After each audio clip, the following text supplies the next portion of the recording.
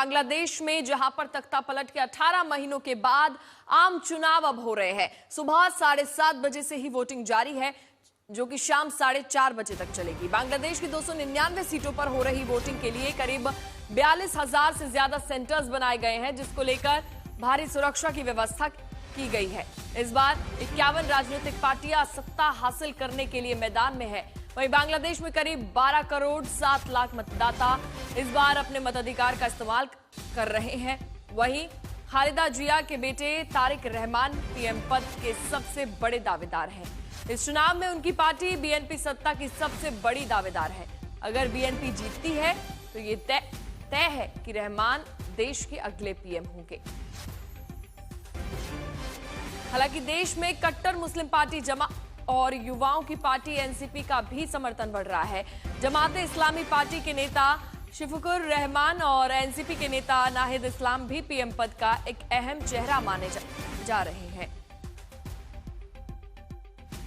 और हमारे सहयोगी इंद्रजीत ढाका से हमारे साथ सीधे जुड़ गए हैं। इंद्रजीत, किस तरीके से मतदान शुरू हुआ है, वोटिंग की प्रक्रिया कैसी चल रही है ढाका में? क्योंकि सुबह 7:30 बजे वोटिंग शुरू हुई थी, अभी तक कितने वोट डाल दिए जा चुके हैं?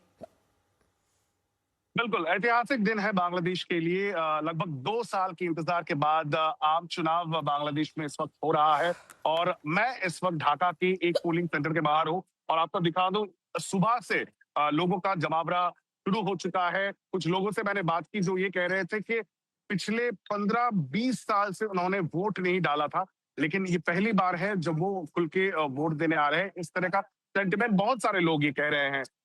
जितने भी दल हैं, उनके समर्थक, ऑब्जर्वर्स, वो लोग पोलिंग सेंटर में है। उसके साथ साथ जो आम नागरिक है वो भारी तादाद में सुबह से ही पोलिंग सेंटर के रुख कर रहे हैं और वोटिंग अभी के लिए जितना हम लोगों ने देखा है सुबह से पीसफुली चल रही है।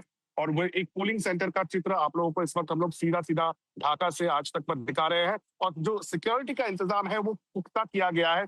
चूंकि पुलिस है, बांग्लादेश आर्मी, एयरफोर्स, नेवी, सबका डिप्लॉयमेंट हुआ है। उसके साथ साथ जो अर्धसैनिक बल है, अंसार, उनका भी डिप्लॉयमेंट हुआ है।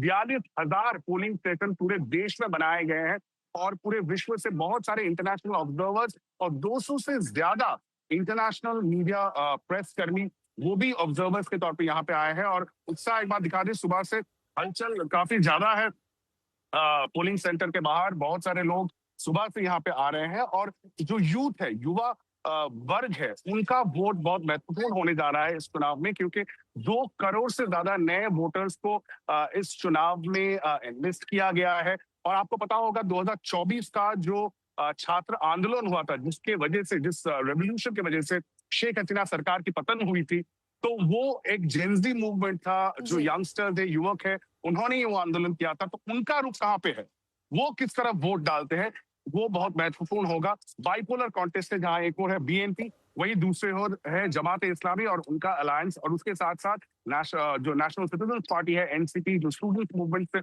उभर के आया है, वो भी जमात के साथ एक साथ लड़ रही है।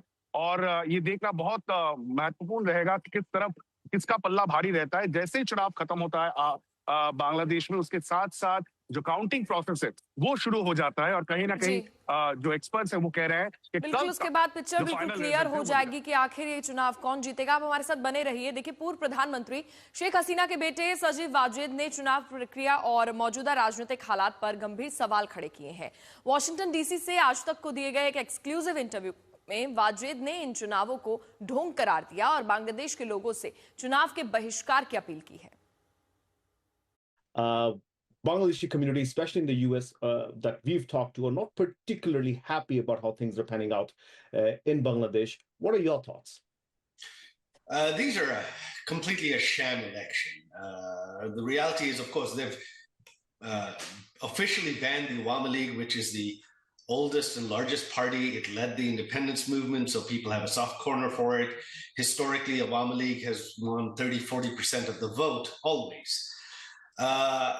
But unofficially, there's a ban on all progressive parties. So the third largest political party in Bangladesh, Jatiyo Party, is not officially banned, but many of their leaders are behind bars. Their offices have been burnt down. Many of their leaders' homes have been burnt down, and they have not been allowed to campaign. They have not been allowed to hold public meetings. They have not been allowed to conduct any activity really. So it's really a one-sided election where the other major party, BNP, is being allowed to run, and the Islamist party, who typically only had 5-10% of the vote, they're essentially being given an open field to play against, so that they gain an outside number of seats in parliament, far more than they would in a real election.